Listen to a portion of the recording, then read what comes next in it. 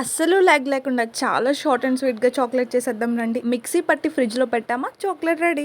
అస్సలు ఆశ్చర్యపోకండి, మీరు విన్నది నిజమే. ఇంకా ప్రాసెస్ చూసేద్దామా? ఫస్ట్ అయితే ఒక మిక్సీ జార్ తీసుకొని దాంట్లోకి 1/3 కప్ బెల్లం, అలాగే 1/3 cup cocoa powder and sweet and use చేస్తున్నాను ఇక్కడ నేను. అండ్ 1/3 కప్ బటర్ యాడ్ చేసి మిక్సీ పట్టేసుకోవాలి. నేను ఇక్కడ యూజ్ చేసేది మా ఇంట్లో చేసిన వెన్న అనమాట. ఇది చేయడానికి మెజరింగ్ కప్సే అవసరం లేదు. నార్మల్‌గా ఏ కప్ అయితే బెల్లం తీసుకుంటామో ఆ కప్ కోకో పౌడర్, ఆ కప్ వెన్నపూస వేసి చేస్తే సరిపోతుంది. ఫస్ట్ నేను పెద్ద జార్లో వేసాను కదా, దాంట్లో సరిగ్గా బ్లెండ్ అవ్వట్లేదని చెప్పి మళ్ళీ చిన్న దానిలోకి ట్రాన్స్ఫర్ చేశాను. చూసారా ఎంత పర్ఫెక్ట్గా బ్లెండ్ అయింది దీంట్లో అయితే.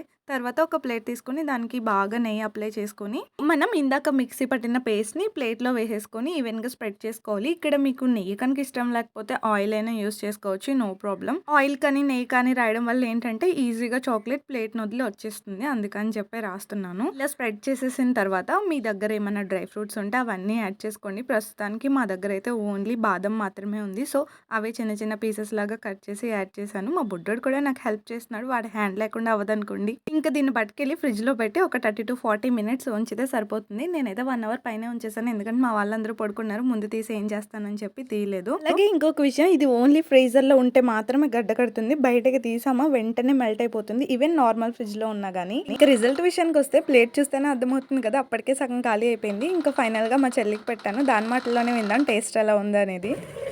ఎలా ఉంది? బాగుంది. నిజంగా నిజంగానే క్యాడ్బెరీలో ఉందా? కొంచెం డార్క్ చాక్లెట్ లా ఉంది. మనకి ఎప్పుడైనా అప్పటికప్పుడు చాక్లెట్ తినాలి అని అనిపిస్తే ఈ చాక్లెట్ చేసుకొని తినేయడమే. చాలా పర్ఫెక్ట్గా వచ్చింది. ఫస్ట్ టైం కాబట్టి చిన్న గిన్నెలతో చేసా, కానీ ఈసారి పెద్ద గిన్నెలతో చేయాల్సిందే. అండ్ ఇంకొక విషయం, ఇది ఎంత ఇన్స్టెంట్గా ప్రిపేర్ చేస్తామో అంతే ఇన్స్టెంట్గా మెల్ట్ అవుతుంది, బికాస్ దీంట్లో వెన్న యూస్ చేస్తాం కదా. వీడియో యూస్ఫుల్ అనిపించిందా? అయితే లైక్ చేసి ఫాలో అవడం అస్సలు మర్చిపోకండి. అలాగే చాక్లెట్ లవర్స్ అందరికీ వీడియో షేర్ చేయండి. మళ్ళీ నెక్స్ట్ వీడియోలో కలుద్దామే. Bye, stay tune for more videos.